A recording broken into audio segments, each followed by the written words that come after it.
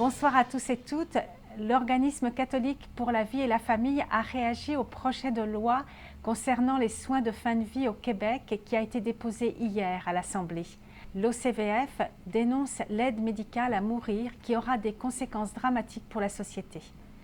Le Rassemblement québécois contre l'euthanasie avait organisé une marche printanière fin mai pour mobiliser la société contre ce projet. Reportage de cdq.tv. Je réitère, persiste et signe l'euthanasie au Québec. Non merci. Dans le contexte du débat sur l'euthanasie au Parlement de Québec, le Rassemblement québécois contre l'euthanasie a organisé la marche printanière sous le thème « L'euthanasie, non merci ». Près de 1700 personnes se sont jointes aux organisateurs le 18 mai 2013 pour affirmer que ce qui est appelé l'aide médicale à mourir est loin de faire l'unanimité dans la belle province.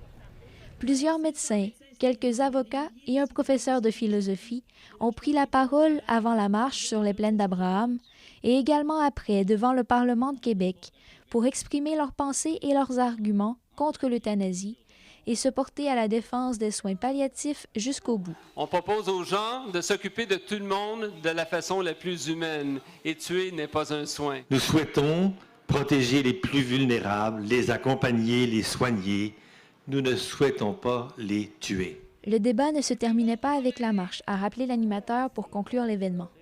C'est à chaque citoyen de faire valoir son opinion en l'exprimant et il est également possible de signer la pétition qui est mise à la disposition du public. Le Rassemblement québécois contre l'euthanasie a aussi réagi et il s'inscrit en faux contre le dépôt de ce projet de loi actuel et veut poursuivre la mobilisation à l'automne. Pour tout renseignement, consultez le site euthanasienonmerci.org. Et concernant la déclaration de l'OCVF, on peut la trouver sur le site de la Conférence des évêques catholiques du Canada, cecc.ca. L'école secondaire catholique Loyola de Montréal a enfin obtenu aujourd'hui d'aller en appel à la Cour suprême du Canada. En tant qu'école confessionnelle, cette école souhaite être exemptée de l'obligation d'enseigner le cours d'éthique et de culture religieuse pour pouvoir donner son propre programme d'enseignement religieux. La Cour du Québec avait refusé cette demande. La date d'audience à la Cour suprême du Canada n'est pas encore connue. Nous vous tiendrons au courant. Et au Vatican aujourd'hui, le pape François a reçu les responsables du synode des évêques. Il a déclaré qu'il terminerait la rédaction de l'encyclique sur la foi, déjà bien avancée par Benoît XVI. Il a ajouté qu'après cette encyclique, il rédigerait l'exhortation post-synodale sur l'évangélisation. Il aura donc un été bien studieux. Et la fin de semaine prochaine, un événement organisé par le Conseil pontifical pour la promotion de la nouvelle évangélisation aura lieu à Rome, une rencontre pour réfléchir au caractère sacré de la vie, avec une veillée et une messe présidée par le pape François Place Saint-Pierre, que nous retransmettrons dimanche 16 juin à 11h et en français à 16h. Et au pays, une première en Amérique du Nord, cette fin de semaine, la pièce de théâtre Sainte-Thérèse de Michel Pascal sera jouée samedi 15 à l'Oratoire Saint-Joseph de Montréal à 19h30 et dimanche 16 à la paroisse du Sacré-Cœur de Toronto à 19h30.